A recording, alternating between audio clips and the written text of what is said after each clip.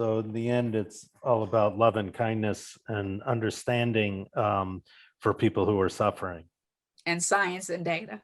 And you know, Always science and data. Always. You always got to get that there. Always love and compassion and science and data, right? Yeah. They can go together.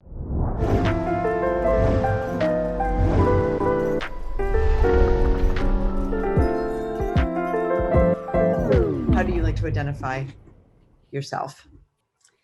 Well, I do wear a lot of hats, but I can just be Dr. Patrice Harris, a child and adolescent psychiatrist in Atlanta, and the immediate past president of the American Medical Association and chair of the AMA's Opioid Task Force. Well, thank you for being here with us. You know, this is a problem that has not been getting a lot of headlines lately. COVID seems to have knocked it off the headlines. But where are we today with the opioid crisis? Well, appropriately, we are focusing on COVID, but we also know that just because COVID-19 is with us today, it did not make the other public health crises go away. Mm-hmm. And certainly the opioid epidemic remains an issue. And we've seen some data to show that we've seen some increase in overdoses during the pandemic. Now, we will have to wait to make sure, that data is accurate. And certainly, by the way, we are focused on opioids today in this conversation, but we also need to think about other substances as we think about opioids, because oftentimes folks are using more than one substance, right? Probably, and oftentimes folks may not even be aware that they are ingesting other substances, but clearly this still remains a huge issue. And all the more important to have this conversation, because as I say, we were not prepared for the pandemic. Right. We must right now be prepared to address going forward mental health and substance use disorders after we get now and while we are battling this pandemic. Now, is everybody susceptible to this? Does it affect just one kind of person? So it seems to affect everybody in every socioeconomic level, but is there a certain kind of person who's susceptible to becoming addicted to opioids, or is it everybody? So there's no one kind of person, but clearly, and remember, as you know, but I'll say this for the audience, addiction is a brain disease, right? And certainly if you have people in your family who have been addicted to substances before, genetics play a role here, hereditary issues play a role. So if you certainly have these issues in your family, you are predisposed, or you are at higher risk. But any one of us at any moment, we take a substance, we are at risk of becoming addicted. In a community, we've just been focused on COVID this last year. So how do we start to focus on the public health of a community holistically, to save money, but ultimately give people better outcomes, better lives? How do we start to, are you hopeful we can dismantle this problem? I am hopeful. I am pragmatically optimistic around a lot of issues. And while we are not focusing on this as much during the pandemic, prior to the pandemic, there have been increased funding at the federal level to address issues around, again, the broader issues around all substances, but the opioid epidemic. And in fact, I am on an advisory committee at the NIH, and there are dollars directed to the opioid epidemic. And by the way, also issues around improved pain care. In fact, prior to this meeting today, I was chairing the AMA's Opioid Task Force. The AMA also has a pain care task force. And clearly those are so interconnected, right? Yeah. You cannot really talk about opioids without talking about pain. So lots of increased funding, not enough, because we came into the opioid epidemic on a crumbling infrastructure.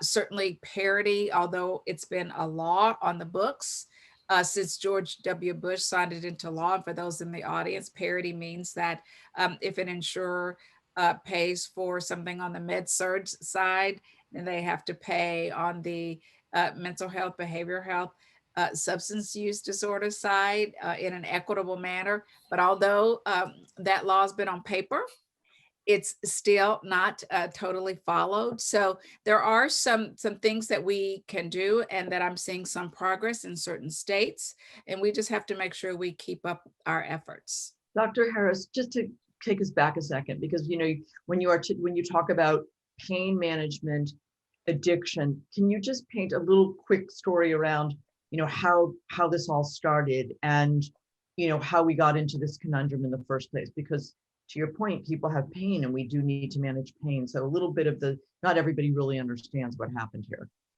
Yeah, and just like every other complex public health problem, the root causes, or if you look at the etiology, multifactorial, right? And so we had some marketing, some illegal, deceptive marketing of some pain meds. We had issues around pain being labeled as the fifth vital sign. But we also had, in the context of insurers only paying for at least, I would say, as a first line, medications, right? We know that there are other treatment alternatives for pain. Some of them surgical options, some of them physical therapy, biofeedback, all of these other issues. But for the most part, we're through a period where opioids were covered, and there was not equitable opportunity on these other access. So I think all of that sort of was a perfect storm of us getting to where we were with the opioid epidemic. And that is why, saying a little bit about my role at the American Medical Association, but that is why in 2014, the AMA convened the Opioid Task Force, because we knew that we had a responsibility, the physician community had responsibility, had a role to play, and we wanted to be a part of the solution. And so we convened this task force, bringing together several states and several specialties. And our first recommendations were internally focused. What could physicians do, right? And then, of course, our next set of recommendations, which came a little later, was focused at what policymakers could do. But we were, and luckily, and again, you asked me to start from the beginning, but we have seen the number of opioids prescribed decrease. But again, we have to appreciate that in context, right? It's not enough for that just to decrease. Are we managing pain effectively, right? Because I can tell you that I've heard so many stories of folks who say, with well-intentioned, I would say, policies to address the opioid epidemic, although oftentimes those policies were sort of blunt force, one size fits all, but we've negatively impacted patients in pain. And that's why we need sort of a comprehensive, integrated approach to addressing both of these issues.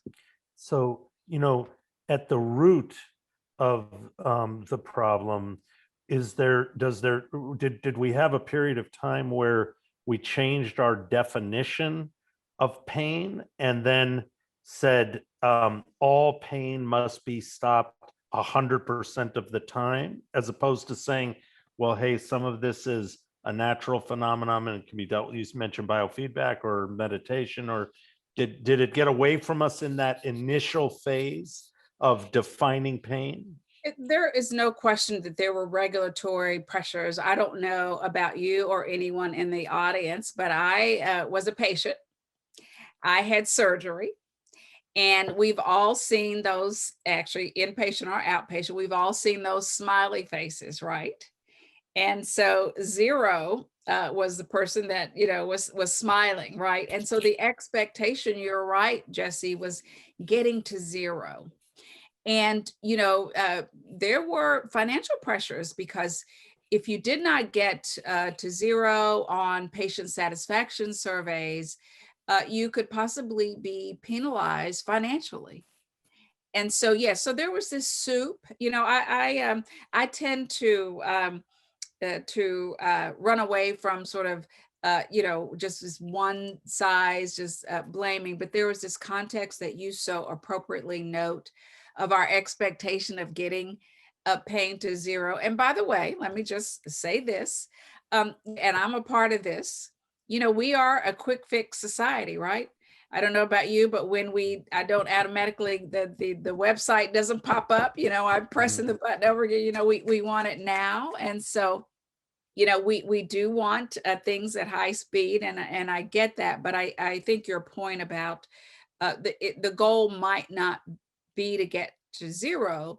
The goal for you, listen, and no, we don't want anybody in pain, right? But depending on the injury or the illness, the issues, the conversations need to be around function, right? Because we might not be able to get everybody to zero, although that is certainly the goal. And let me just say, as physicians, we do not like to see our patients suffer in any way. Now, you're a psychiatrist by training in the background. What route do you still see patients? I do. During the last couple of years, as I've been in leadership, president, and immediate past right now of the American Medical Association, I've had less of an opportunity, but I still do see a few patients that I've been seeing for years. What role does hopelessness play in opioid addiction? Because either with initially getting hooked or even just no reason to get off it, and in America we have all these problems that aren't the actual problem, but what role do you think hopelessness plays? Again, huge context. We have seen this opioid epidemic and the overdoses and the overdose deaths related to opioids being described as deaths or a disease of despair. And, so there's been a link and an understanding that now, as you noted earlier, the opioid epidemic did not know race, ethnicity, class. We had everyone impacted. But certainly in some communities, maybe communities where there was a lack of employment, a lack of opportunity, more poverty. We've seen in some of those communities an increase in opioid use and opioid overdoses and deaths. However, and again, here's the importance of sort of not looking for, although I think we always like to do this, we'd like everything to be wrapped up in a neat package, right? And sort of, it's easier, right? Yeah. If it's all in a neat package, a one size fits all approach worked. But, we've seen these issues in communities of extremely high wealth, right? Where there aren't any issues around poverty and lack of employment. But I think it begs the question of understanding hopelessness, because as you say, you could have all the things, all the trappings, wealth, and still be hopeless. So I think that's an important thought, an important concept, as long as we understand that it should be broadly defined. And, there are many ways that hopelessness and despair manifests. Now, stigma, one of the problems also, though, is once you're under this, you're under the spell and you are addicted, and the stigma of getting help, the stigma of, either coming forward for someone in your family. How do we untangle that? Because is that a part of the problem as well?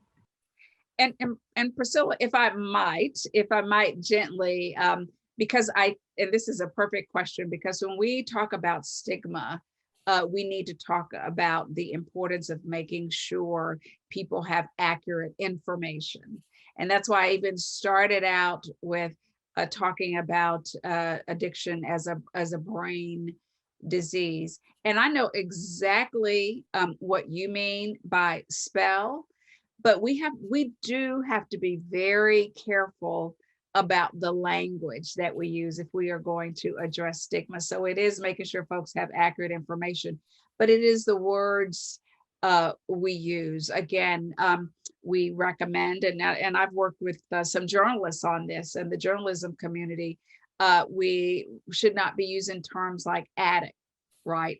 And I know where you were going, but even using a term like spell, because again, in some communities, and particularly communities of color, there are myths, that folks who have mental illnesses, or are possessed by the devil, or didn't pray hard enough. And so that's why I think if we really want to address stigma, a couple of things. One is making sure that we, people have accurate information, and the language that we use, it should be non-stigmatizing language. And also in the media, I talk about this all the time. Typically, when we see a story, we don't see the stories of hope, right? We see in the media on the front page, the family, the parents maybe slumped over in the car with the kids in the back, and not shying away from that. That does happen. But we don't see enough the stories of folks who are in recovery and have been on buprenorphine, right, for many years, and are doing well, back to life, working, meaningful relationships. So we do have to think about all of that and address issues around stigma. Buprenorphine is a transformative treatment because it turns off the craving almost immediately, although you have to be on it for a long time. One of the things that you mentioned there is that, is it hard for family members who are not addicted to understand that this is a disease? It's not something where the person's just wanting to do it. Once they are in it, they are actually in a disease state that we need to think about a treatment for. It can be hard, but you know what? It's getting easier. And here's where I credit, and again, 5-6 years ago, the family members who began to come forward, right? And talk about this, because there was so much shame, as I'm sure, you all know, no one would talk about it. People would be ashamed. They wouldn't be ashamed to say, my son just developed diabetes, or my daughter has another chronic medical disorder, but they would be ashamed. And so I have to say, we need to thank those parents and families who started to come out, years ago and share their stories. That was very helpful, because as you all know, when we see in others, when we see our friends and our neighbors, there's humanity there that we aren't able to other people. I think that goes for so many issues, but we aren't able to other people. And I have to say, in the context of conversations today, I have to talk about this and raise the issue around inequities in this country, and point out that when the opiate was heroin in the 70s and the 80s, and mainly the folks, at least who are in the public eye, right? Because I can tell you, addiction has always affected everyone, mainly Black and brown communities. Our society's response was incarceration, right? That was our response, war on drugs, lock these folks up. Now, with the prescription opioid epidemic, and by the way, that has evolved. I'll finish this point and then make a point there. But when it was, middle class and upper middle class white families, our society's response was treatment. Now, as a psychiatrist that's been long advocating for understanding of this as a brain disease and the necessity for treatment, I'm glad about that. But I do think that we have to talk about our society's history on that, particularly when it was mainly Black and Brown communities. And by the way, that goes with pain and the lack of equitable access to pain care as well. So Has that been yes. better addressed in present times? No, just starting. You know, I will say this COVID-19 pandemic, as both of you know, has really elevated the conversation around health inequities. These health inequities are not new, right? They existed pre-pandemic, but because they've been so stark, and I always say because in our society and this country, many of our distractions were taken away, that we had no choice but to look and see many of these issues. So Jesse, we're on our way, but let me tell you, we are very early. And then if you add on to that access to care for an opioid use disorder, you know, only 2 in 10 people in this country, the last time we measured the statistics across this country, had access to buprenorphine, to medication for addiction treatment, right? 2 in 10. Right. Yeah, I mean, you talk about, you said something like no physician wants to, see their patient suffer.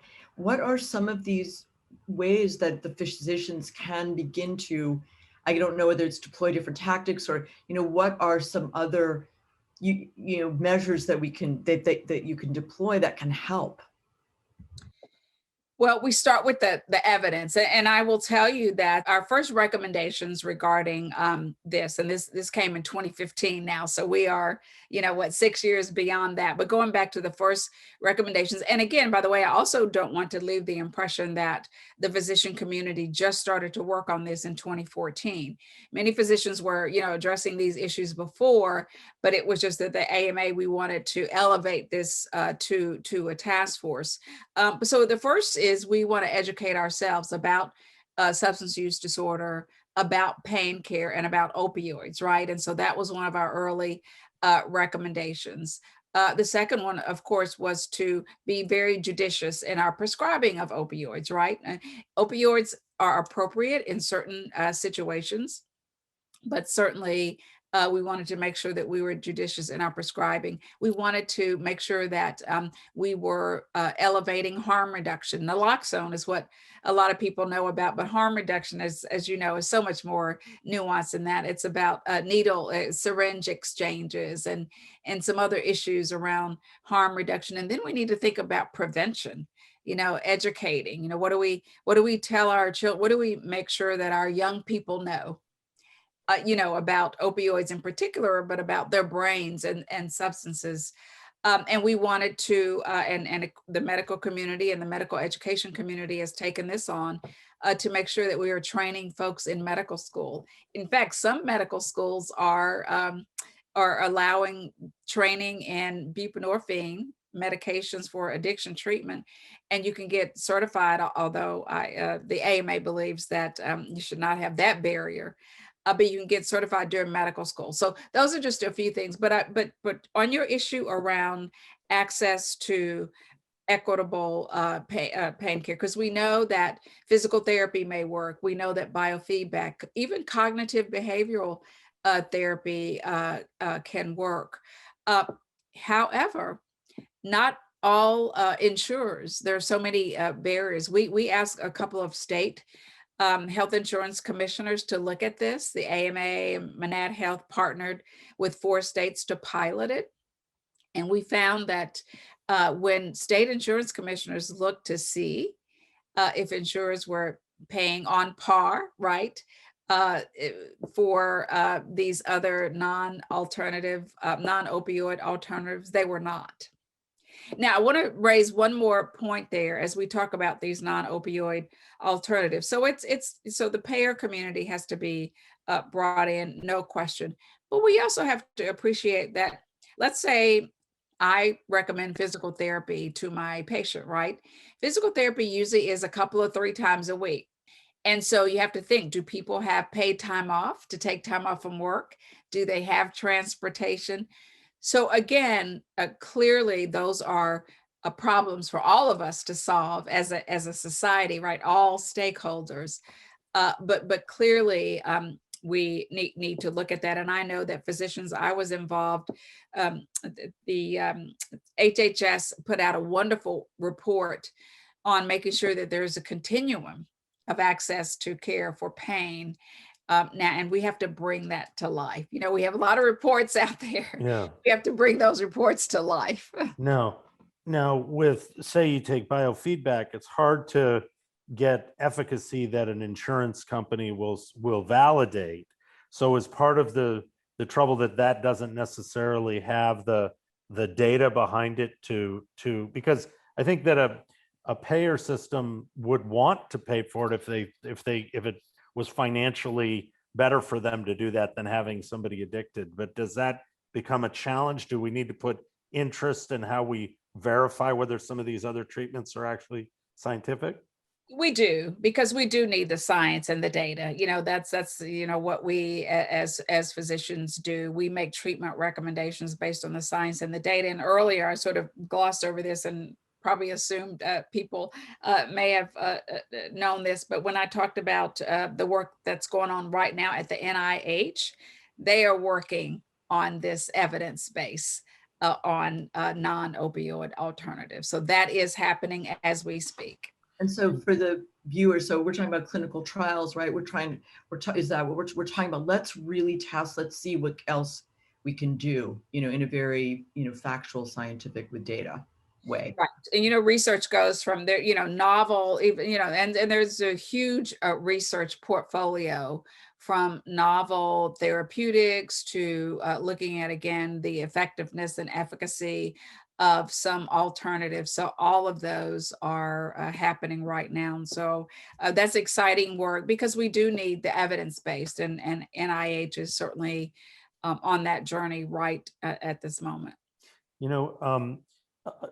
Countries around the world are dealing with this problem, and a lot of them are choosing very different paths. So Portugal, decriminalized drugs, and if you are addicted, they put you in a clinic, and if you go through a course, and you come off of drugs, you go back to society, and there's no, I don't know the exact specifics, but there's not a big issue for it. And if you can't get off it, you just stay at the clinic. Is there a different way for us to, or should we be trying to think of a different way of actually how treatment works, and as a society, not criminalizing all these people and sending them to jail, but actually trying to treat them in some way? I mean, how do you think about that?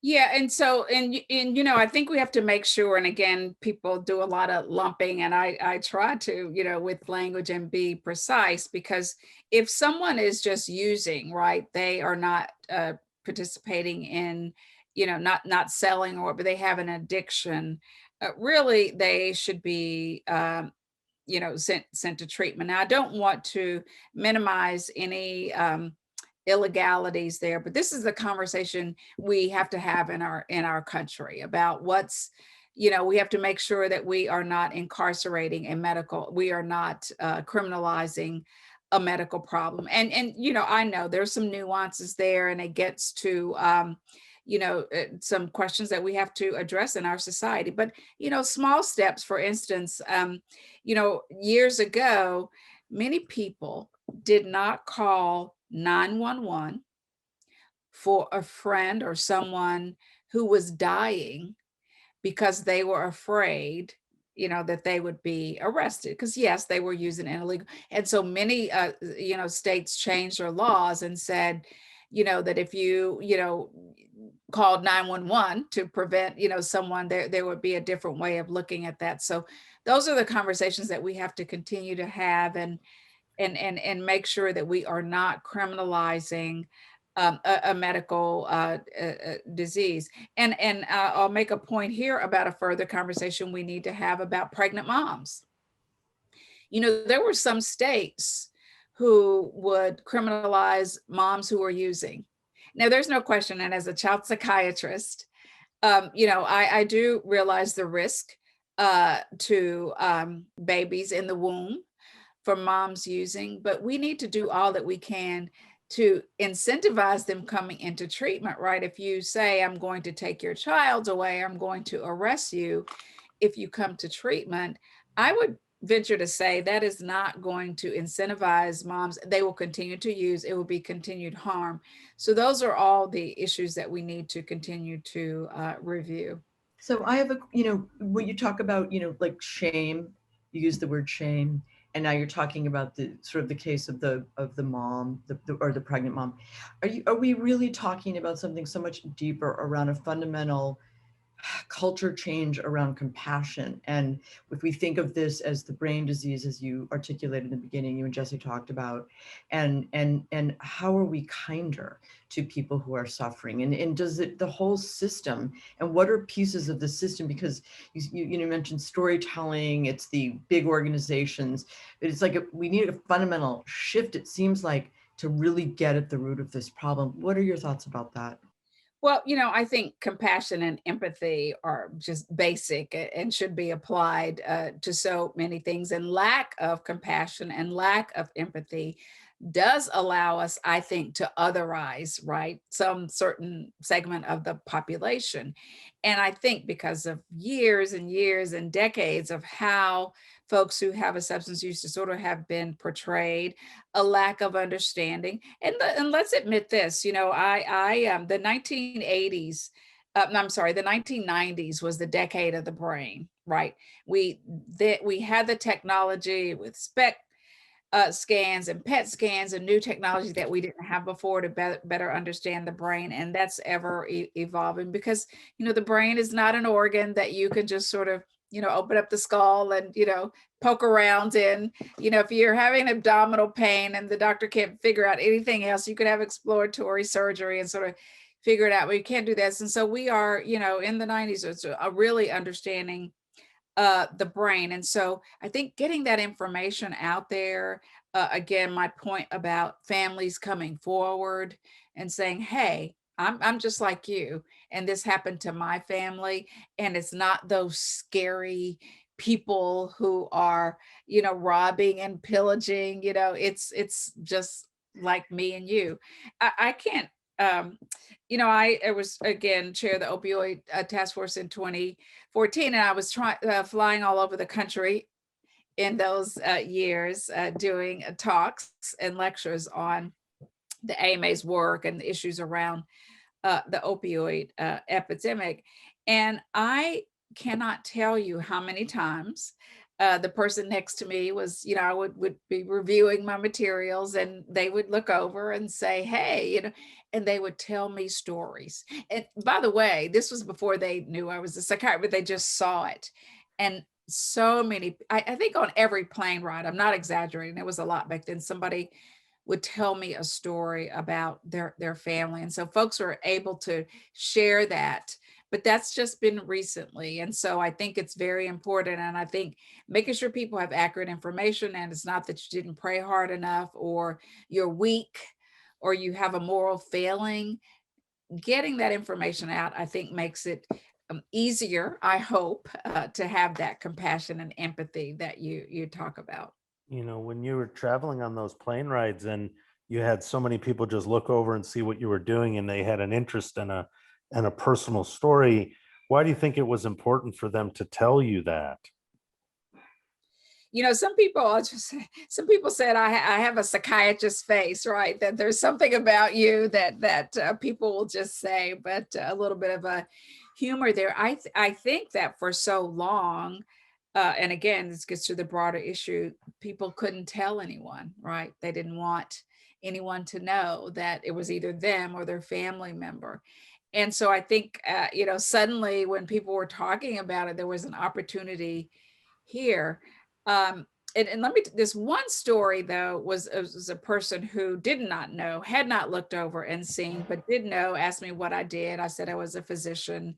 I think I probably said I was a leader on the board of the AMA. And I remember him saying to me, Dr. Harris, if you could just do one thing, could you fix the opioid epidemic? And by the way, that was not a person who had seen my opioid stuff. So clearly people were, wanting to talk about it, and clearly people want solutions. And a solution is compassion and empathy, but you know what a solution is? Equitable access to treatment. Yeah. It cannot be acceptable that folks don't have access to treatment, and it cannot be acceptable that there's so many barriers to get folks the treatment that they need. I just No. want to say, why were people looking into your work when they were on a plane? Although if Jesse and I were sitting, you were between us, we would be totally asking you all these questions. And I'd have my stuff, and I'd have my, my laptop, and I didn't have one of those. Don't they have those things now that you hide? Yeah, where you can't see, you know. Right. So I didn't have one of those, and they could see my PowerPoint, and Yeah. So Maybe you wanted people to come forward with stories. I mean, maybe that's. I'm not a psychiatrist. Well, you help one person or you help a million people. You know what I mean? It's all the same. Good with goodness. Absolutely. Small towns that get overwhelmed with this problem, you might have the police department thinks about it one way, the fire department, paramedics think about it a different way, the hospital thinks about it a different way. They have trouble communicating or even calling it the same thing. Is our and that's a microcosm of what happens in a big city. Is part of the problem just a coordinated response and idea to this? That is part of the problem, and your focus and your mention of small towns also is near and dear to me, because I'm originally from West Virginia, right? And West Virginia was hit particularly hard with the opioid epidemic. But you're right, and I remember the very first couple of panels I was on representing the AMA. It was almost all law enforcement, and then there was me. Trying to elevate. And boy, has that changed, right? Remember, from 2014 to 2021. So that is the good news. And then you eventually heard even law enforcement officials say, we will not be able to arrest our way out of that. And I think that's just as a result of the conversation and folks speaking out and saying, look, this is a medical illness. And so I think that, it takes everyone. And I've seen success in large metropolitan areas and small towns when everyone is around the table, right? When you have law enforcement, hospitals, physicians, children and family services, public health. I mean, I have seen the best models of task forces, yes, where everyone is around the table working towards a common solution and figuring out how they can share resources, complement one another, and work together. Dr. Harris, you talked about this, the importance of equitable. How do we work towards that? And what is some ways forward? Because it's a big thing you're talking about. But what are actions? Well, here are a couple. On the insurance side, we have seen people without health insurance in this country live sicker and die younger. So let's start there. And then let's start with, especially again in the South where I live, there are a disproportionate number of folks from communities of color who don't have health insurance. And then the third point I will make, there's many, that we have seen that those states that expanded Medicaid, many more folks were able to access treatment for their bipolar disorder, their schizophrenia, their substance use disorder, if they had Medicaid. So, making sure that everyone has access to affordable, meaningful health coverage is a start. And then we have to make sure that parity laws are applied across the board, and we hold folks' feet to the fire. We have to make sure that there are not these ridiculous hoops to jump through, like prior authorization. Fill in a piece of paper and call, 10 people before you can get someone approved for treatment for a substance use disorder. And then we have to make sure that we have to look at the data, right? We have to look at the data. I just on the call that I just finished prior to joining you all, someone mentioned the fact that if you were uninsured, or from you got shuttled to inpatient, but if you had resources, you got shuttled to, didn't get shuttled to, but you had access to, outpatient programs. So it's looking at all of this, looking at the data. Are you institutions looking at their data to see, are there differences? Are you treating your Black and Brown patients, communities differently? That's where it comes down to data and public health and surveillance. Because once you get the data, get it by race, gender, ethnicity, zip code, then the picture is there for you to know if you are treating all of your patients, all of your clients equitably or not. And it has to be intentional work. You have to, and it requires work at the leadership level. So folks who are leading organizations, boards of organizations should require the data collection. Look at your own policies and procedures to see if you are in any way contributing to these inequities, whether they be by race or gender or socioeconomic status or zip code. So in the end, it's all about love and kindness and understanding for people who are suffering. And science and data. And I said, you know, Always science and data. Always. Yeah. Always got to get that there. Always love and compassion and science and data, right? Yeah. They can go together. Yeah. I want a shirt like that. You know, it says love, kindness, science and data. That's good. Dr. Harris, you know, Let's right now, patent. let's do that. Let's make one. Trademark, not patent. Yeah. Yeah, trademark.